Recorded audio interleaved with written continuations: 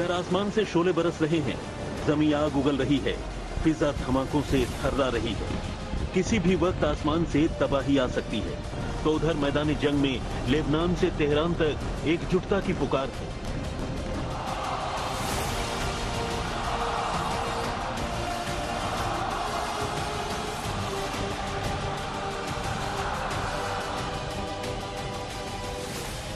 पांच साल बाद ईरान के सर्वोच्च लीडर खामेनेई जब ग्रैंड मस्जिद पहुंचे तो हजारों की भीड़ के बीच उन्होंने पहले तो हिजबुल्लाह के सरगना नसरल्लाह की मौत का मातम मनाया। फिर अमेरिका इजराइल को दुश्मन करार देते हुए फिलिस्तीन के हक के लिए दुनिया भर के मुसलमानों को एक साथ आने की गुहार भी लगाई।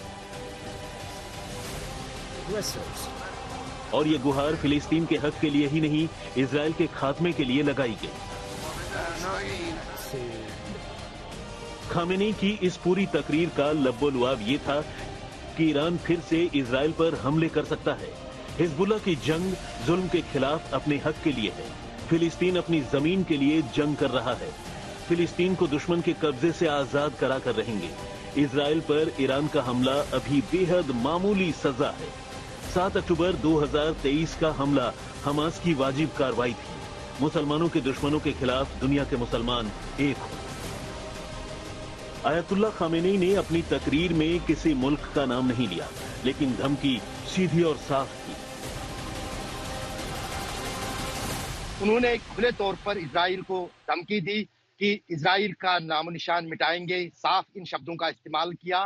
तो ये साफ संकेत है कि ईरान को कहीं ना कहीं ये संकेत दिया है सुप्रीम लीडर ईरान ने कि या तो आप काबू में करिए इजराइल को, वरना तो हमें उसको काबू करने में आएगा। ये खुली चुनौती है, इसमें कोई दो राय नहीं है। अमेरिका इस बात को जानता है। दूसरी बात महत्वपूर्ण ये है कि जो जन सैलाब यहाँ पर उमड़ा था उसमें हिजबुल्लाह के लिए भी ताकत बढ़ेगी। हिजबुल्लाह के समर्थन और उसमें और लड़ाकू शामिल होंगे, कई देशों से शामिल होंगे।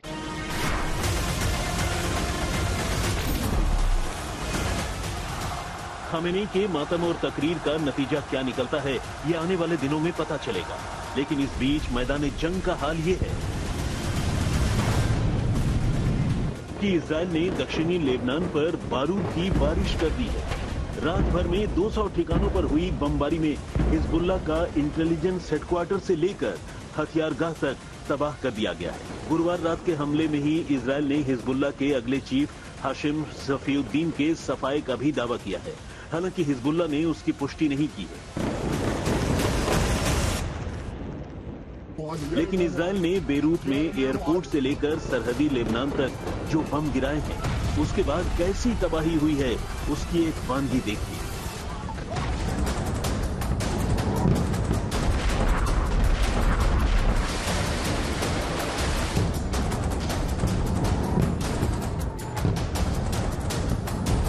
मैं इस वक्त दक्षिणी लेबनान में हूं, जो जंग का मैदान बना हुआ है। और आप मेरे पीछे देख सकते हैं, ये पिछली रात जो 200 स्ट्राइक्स यहाँ पर इजरायली वायुसेना ने की है, उनमें से 150 स्ट्राइक्स यहाँ सिर्फ इस इलाके में जहाँ पर जंग चल रहा है, जहाँ पर ज़मीनी युद्ध इजराइल ने शुरू किया है। आप अंदाज़ा लगा सकती हैं, ये एक राजमार्ग है जो दक्षिणी लेबनान को बीरूत के साथ मिलाता है। टायर ज़िला है ये।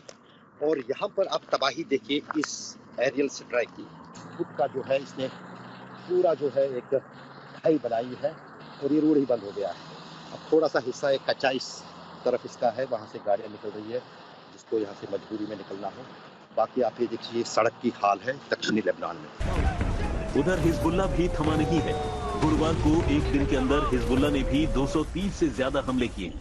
लेबनान के सरहदी इलाकों में इजराइल की जमीन पर गिरते और फटते इन रॉकेट से किसी के जान माल के नुकसान का दावा नहीं किया गया है, लेकिन हिजबुल्लाह के रॉकेट से इजराइल के जंगलों में आग जरूर लग गई। इस हमले के ऊपर गैलीली के जंगलों में फैली आग को इजराइल ने बुझा लेने का दावा किया है। हिजबुल्लाह ने इजराइल पर यह हमला पश्चिमी समुद्री सरहद के नाहरिया के आसपास के इलाकों में किया था। हिजबुल्लाह ने दावा किया है कि इजराइल की सेना के जमीनी ऑपरेशन को रोकने के लिए और उसके मिलिट्री बेस पर 32 रॉकेट अटैक किए गए।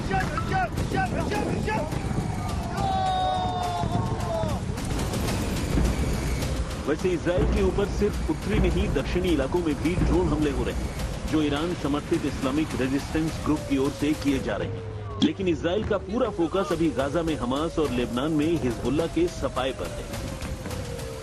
तेल अवीव से गौरव सावंत, तेहरान से राजेश पवार और लेबनान से अशरफ वानी के साथ आज तक ब्यूरो।